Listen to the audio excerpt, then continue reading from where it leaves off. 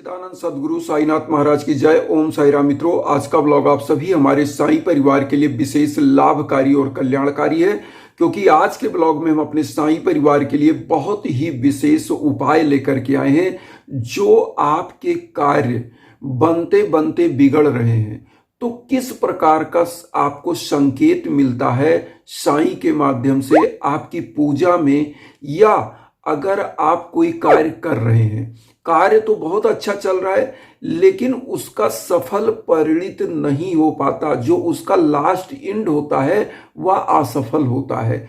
तो ऐसे समयों में जब आपके घर में रोजी रोजगार में घाटा लग रहा हो, आपके युवा बच्चे बच्चियां हो जो बहुत अच्छा एफर्ट कर रहे हो, बहुत अच्छी तैयारी कर रहे हो, लेकिन लास्ट में सफलता मिलते मिलते रह जा रही हो, या कोई कार्य आप करने जा रहे हैं, कार्य में बाधाएं आ जा रही हैं, तो किस प्रकार का संकेत आपको प्राप्त होता है।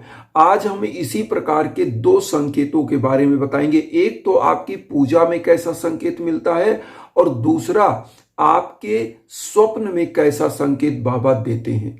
तो पहले नंबर तो हम स्वप्न का संकेत लेते हैं। बहुत सारे लोग ऐसे हैं जो सपने में बार बार साईं को क्रोधित देखते हैं, साईं बाबा क्रोधित रहते हैं। ऐसा स्वप्न देखने का मतलब है कि साईं के पूजा में या कोई भी जो आप कार्य कर रहे हैं उसमें कुछ ना कुछ आपकी कमियां हैं। उन कमियों को कैसे सुधारना है, तो उसके लिए आपको करना क्या चाहिए वो भी हम बताएंगे।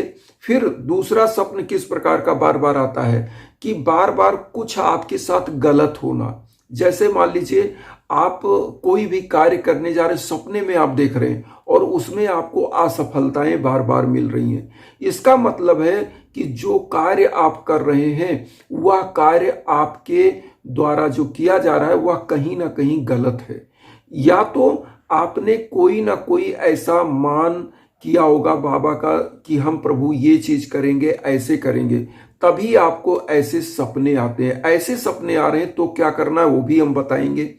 फिर जब आप पूजा करने जा रहे हैं, पूजा में आपका दीपक बिना हवा के अचानक से बुझ जाता है, मतलब आपने दीप जलाया, आपने देखा होगा, और पूजा में अचानक से आपका दीप बार बार बुझ रहा है बिना हवा के। मतलब जब हवा एकदम नॉर्मल हो और अचानक से बुझ जाए, हवा से बुझता है तो वो बुझना नहीं माना जाता, क्योंकि वो तो मान लीजिए अचानक से हवाएं चल रही हैं और बुझ रहा है, लेकिन बिना हवा के आपका दीप, ऐसे आपने दीप प्रज्वलित किया और दीप बार बार बुझ जा रहा है। तो इस संकेत को भी आपको समझना है कि प्रभु आपकी पूजा क्यों नहीं स्वीकार कर रहे हैं, और उस समय समझ लेना चाहिए कि क्यों आपके कार्य में असफलताएं प्राप्त हो रही हैं। उसका भी निवारण हम बताएंगे। अब आता है कि बार बार आप सपने में मंदिर देख रहे हैं। तो मंदिर देखना तो शुभ होता है, लेकिन मंदिर देखने का मतलब भी यह समझ लेना चाहिए कि कोई भी मनौती आपने मानी थी जो प्रभु को नहीं चढ़ाया है, तो प्रभु क्या करते हैं, ऐसे समयों में आपसे अपनी उस भोग को मांगते हैं। आपने साईं सचरित्र पढ़ा होगा, बहुत सारे लोग बाबा को कुछ चढ़ाने के लिए बोले रहते थे और बाबा का दर्शन करने जाते थे तो बाबा उससे मांगते थे कि तुम मुझे इतना कहे थे, तुमने दिया नहीं, तुम मुझे नारियल ला के देने वाले थे, तुमने नारियल नहीं दिया। बहुत सारी ऐसी कथाएं आपने पढ़ी होगी बाबा की लीलाओं में। तो ये चीजें होती हैं। अब यहाँ पर आता है कि जब इस प्रकार के आपके जीवन में संकेत प्राप्त हो रहे हों, तो ये सबसे अच्छी बात है कि आपको संकेत तो मिल रहे हैं कुछ चीजें कि आप कहीं ना कोई त्रुटि आपकी हो रही है, क्योंकि संकेत मिल रहे हैं, इसका मतलब प्रभु आपके साथ हैं और आपसे कुछ वह चाहते हैं। तो चाहते हैं तो आपको करना क्या चाहिए। अब इस चीज का उपाय आप समझिए। जब भी आपके जीवन में पूजा में ऐसी दीपक बुझ जाना, पूजा की थाली गिर जाना, और पूजा की थाली गिर जाना तो उसका क्या मतलब, फिर चीजें क्या हैं, इन सभी मतलबों का मतलब अशुभ जरूर होता है, लेकिन इसका मतलब ईश्वर आपको संकेत दे रहे हैं और आपके ऊपर उनकी कृपा है। वह आपको संकेत ये देते हैं आपने मेरे लिए त्रुटि किया है। तो त्रुटि जो पूजाओं में है उसके लिए क्षमा याचना होता है। आप पहले क्षमा याचना करिए और अपनी जो उपाय हम आज बताने जा रहे हैं उस उपाय को आप ध्यान से सुने। देखिए, जब बार बार आपके जीवन में ऐसी चीजें हो रही कि आपका कार्य ना बने, आपके युवा बच्चे बच्चियां उनकी शादियों में विलंब हो, दाम्पत्य जीवन में दिक्कत हो, तो हम आप लोगों को बार बार एक चीज बताते हैं, यज्ञ याजन हवन के लिए। तो यज्ञ याजन हवन के लिए जो होता है ना, वो आपके नाम और गोत्र पर संकल्प होकर जब हवन होता है, तो आपके उस नाम और गोत्र पर कितने हजार कितने लाख मंत्रों का जाप होता है, जैसे आपकी समस्या है उस अकॉर्डिंग। तो वो उसका क्या होता है, वो क्षमा याचना होकर के और मंत्रों का जाप होकर के आपके निमित्त जब हवन होता है तो दुर्भाग्य दूर हो जाता है। तो ये हवन का, और हवन के लिए हमारे इंस्टाग्राम पर आप संपर्क करिएगा, हम लिंक देते रहते हैं वीडियो के बीच बीच में, तो उस पर। लेकिन अब आप घर में क्या उपाय करेंगे उस पर आप आइए।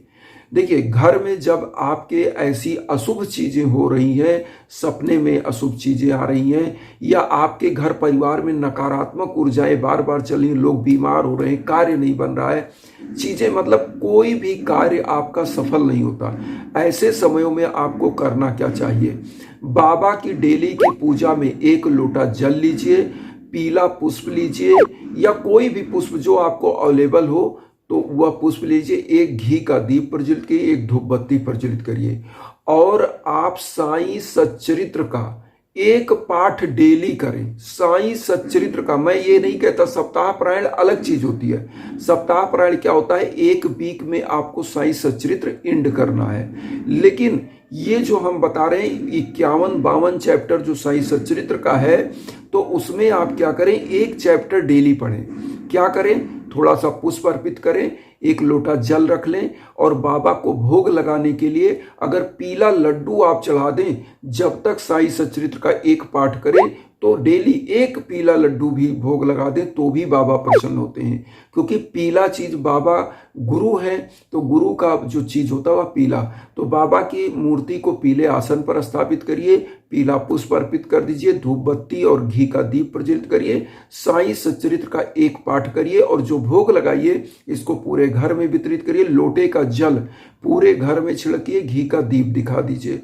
मैं कहता हूं, जो भी कार्य आप कर रहे हैं उस कार्य के संकल्प के लिए ऐसा करिए कि प्रभु, हम आपके निमित्त डेली यह उपाय करते रहेंगे।